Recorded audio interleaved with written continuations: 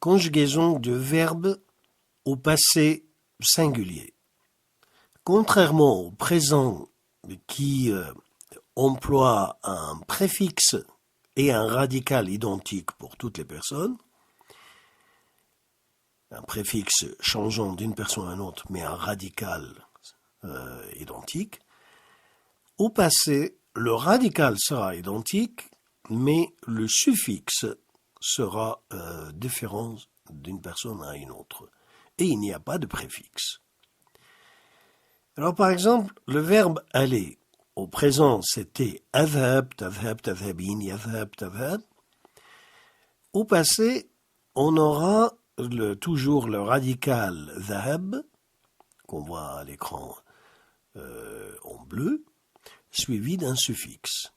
Pour la première personne, ça sera dhahabtu.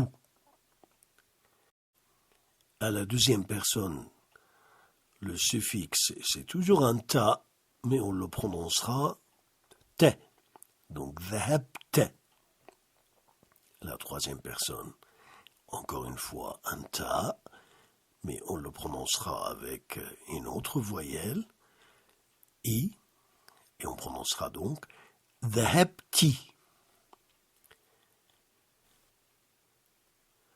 Pour la troisième personne, pour dire il est allé, on prononce le radical, mais avec une voyelle non écrite, une voyelle brève, et donc on prononcera dhahab. Dhahab. Et pour elle est allée, on prononce le masculin, dhahaba, et on ajoute le ta. Dhahabat. Dhahabat. Donc la conjugaison de l'ensemble, si on y prend personne par personne, présent et ensuite le passé, cela nous donne adhab, dhahabtu. Tadhab, dhahabte. Tadhabin, dhahabti. Yadhab, dhahab.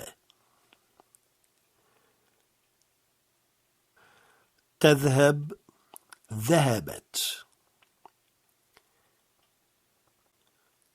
Si on lit chaque mode à part, au présent, on obtient adhab, tadhab, tadhabin, yadhab, tadhab, et au passé, dhahabtu, dhahabta, dhahabti, dhahaba, dhahabat.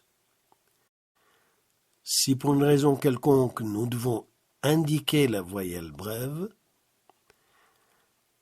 on indiquera ces voyelles comme cela apparaît à l'écran.